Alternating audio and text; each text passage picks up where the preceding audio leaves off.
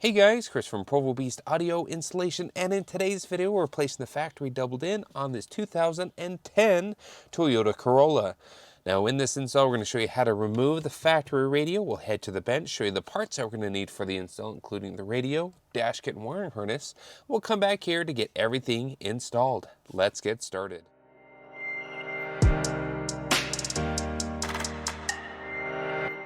Now, before we dive into things, a couple of things to note. Our trim Corolla happens actually to be the base trim, so it's not really equipped with any advanced options. So there's no steering wheel volume controls, there's no JBL upgraded factory audio sound system. But if you had those trim Corollas with those features installed, once we make it over to the bench, we'll show you what specific parts you'll need for your trim in order to keep and retain those factory functions with your new aftermarket radio. Regardless, the install and disassembly process is still going to be the same. First thing we need to do is get this radio on out. Now, it's actually relatively straightforward and simple. These side silver panels need to come off. We need to pull out our vents up above the radio, and then the radio itself is going to be held in with 4 screws. Now, I have a couple of trim panel tools that I'm going to use. These are vinyl panel trim. I don't want to scratch or mar up this at all. So we're going to go ahead and start working on getting this on out. Here we got 2 big clips and 2 retainer clips in the center.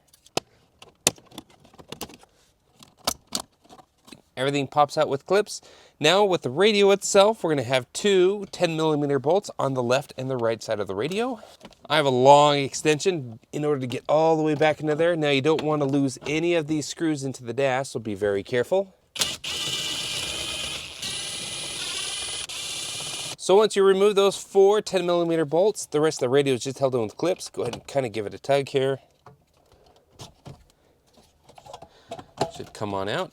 Now, depending on your trim, we're going to have some various harnesses on the back of the radio. Go ahead and just disconnect everything that's connected to the OEM receiver. There's going to be a little tab you press in to unlock the harness, and it should slide on out. Okay. So with the factory radio on out, at this point in time, let's head over to the bench to show you the parts that we're going to need for our install. Alright, so here at the bench now, the parts that we're using in today's install, first and foremost is the radio we've chosen to go with. This is Sony XAV AX150. This Sony specifically includes both wired Apple CarPlay and wired Android Auto. Now, to accommodate this in the factory location, we need the Metra 95-8223 double DIN dash kit. Now, they do make a single DIN dash kit as well, but considering we're doing a double DIN, this will work great in our application. Now, wiring harness-wise, we need the Metra 70-1761. It's a basic Toyota harness because we don't have the JBL factory upgraded audio sound system. If you had JBL or you saw that JBL logo within the vehicle itself, you're going to need the Axxess piece in order to retain that factory amplifier with use of your new aftermarket radio. Because we don't have that JBL logo, this basic harness is really all we need to install our radio in our vehicle. Lastly, if you have steering wheel volume controls, you can use this Axxess ASWC1 steering wheel control module. This module is nice. It'll retain those buttons on the steering wheel, and you can pair it with this Metra 70-8114, which makes this Axxess module literally plug and play. The 8114 harness literally plugs into the Axxess module as it already comes pre-pinned and ready to go. It also retains your factory aux connections if you're looking to keep that on your new aftermarket radio. If you don't have steering wheel volume controls, the Axxess ASWC1 won't be needed in your installation. You can still use the Metra 70-8114 in order to keep your factory aux if you need that still functional. Now, a last optional item is this USB flush mount adapter. What's unique about this, it actually will fit in to a factory location within our Corolla. It perfectly fits the contour of one of the blanks within the dash and allows us to use our wired CarPlay and wired Android Auto connection without having to drop a USB cable in the glove box. First thing we're going to do is grab our harness from our Sony and our harness adapters, and we're going to connect those together. Today we're going to be assembling our harness using solder and heat shrink, but if you don't know how to solder, you can certainly use the crimp method using either butt connectors or even better crimp caps.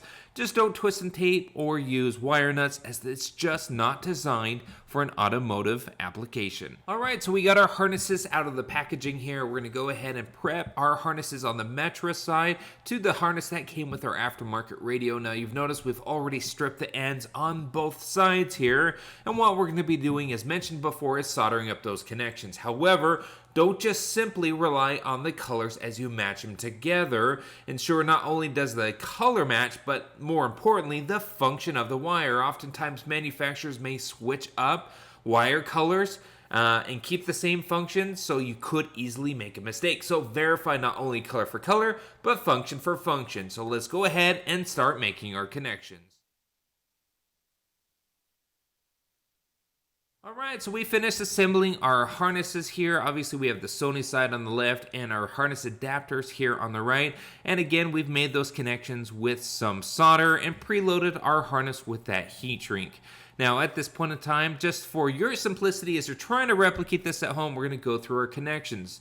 Now our black wire is going to be our ground. There's a couple of things that need to be grounded. Our 8114 harness, the steering wheel volume control module, needs a ground, so we're tying that also into the same black wire along with our parking brake. Everything's going to be grounded together.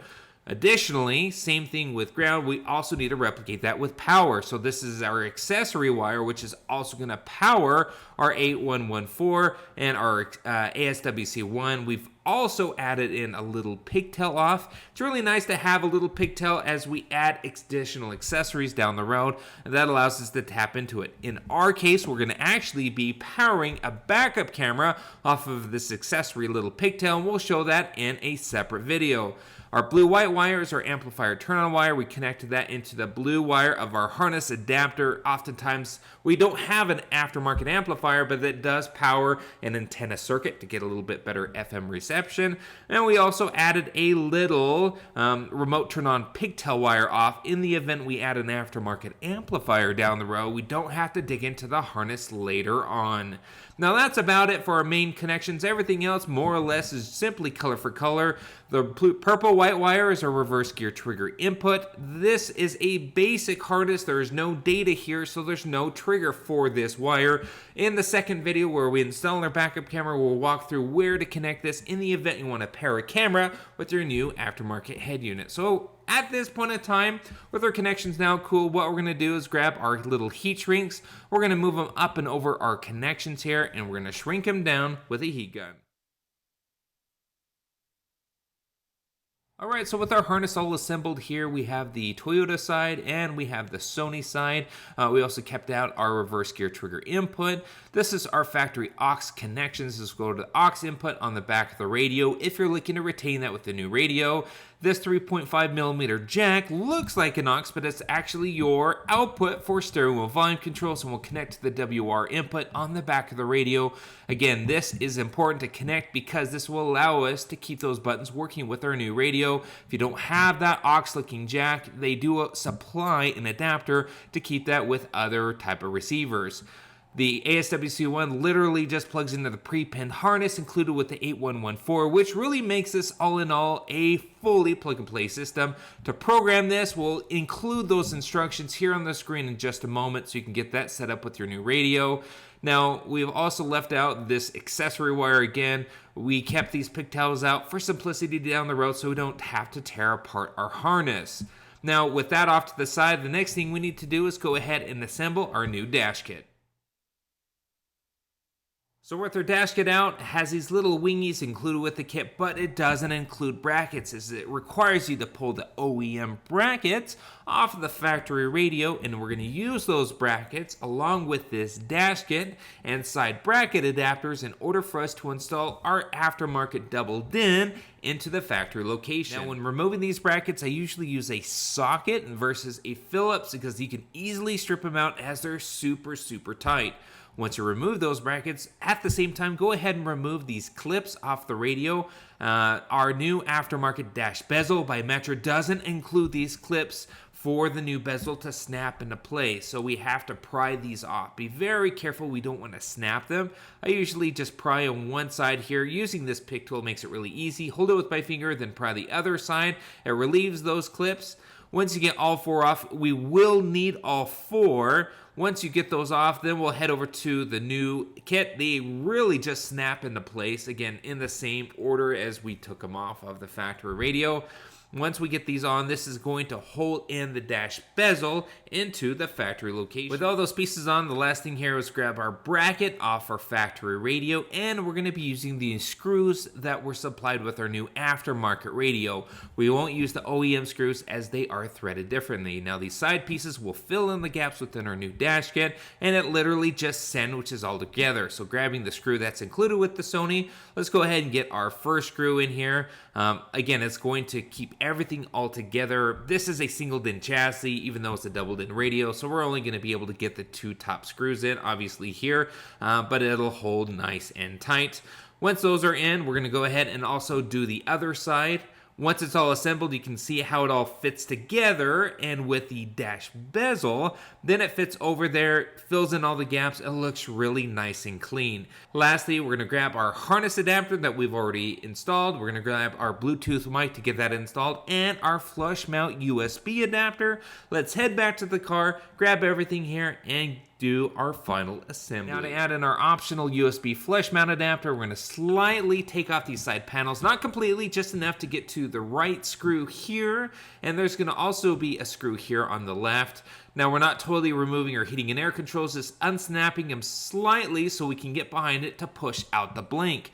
Once the blink's out of the way, we're going to feed in our new flush mount USB adapter that literally snaps in for an OE style finish. These are fantastic. Once that's back in, let's go ahead and re-snap in our heating and air controls, nice and flush there. We're going to add in our right screw and our left screw and reinstall these side panels. This will give us nice access to CarPlay and Android Auto. All right, so we're back here in the car. We're ready to do final assembly with our brand new aftermarket radio in the factory location here. Now we have our harness adapter. We all went ahead and pre-installed our backup camera wiring, and we covered that in the other video. So if you want to see how we've made all these connections, we'll link that video in the description. So we have our harness adapters. Let's grab our factory plugs here. Now there are 4 of them. We're not going to use all the factory connections. So if you have more that you're not using, that's fine. We got our main 2 power and speaker connections. Then we got our secondary accessory connection there. Just like so. We're not using this smaller pin harness. So with those connections now made, we're going to just tuck everything kind of back in the dash. Here is our USB port that went down to the port down below. So we'll need to make sure we plug that in. We'll go ahead and grab our radio. Let's start making our connections at the radio. All right, with our connections made, let's tuck everything into the dash. Generally speaking, if you have the stereo and volume controls, which we don't, you'll have your ASWC1 connected into this harness. And we're going to go over the programming instructions as soon as you boot up the radio, what to do in the vehicle in order to get that programmed. We'll throw that up on the screen.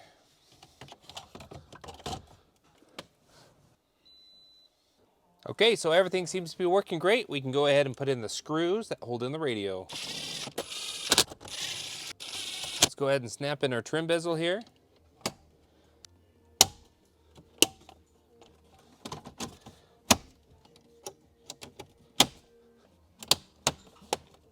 All right, everything seems to be working great, and at this point of time, we are done with this install. We also, like mentioned before, did a backup camera, so if we throw it in reverse, we have a backup camera installed to this new aftermarket radio. If you want to see that video, we'll link in the description, along with other installs like a front speaker install and a rear deck speaker install. If you like any of the parts that we used in today's video, we'll link them in the description at your convenience. And if you like what you saw, be sure to hit the like button. Don't forget to subscribe. We post great content on the channel all the time. We'll see you in the next video.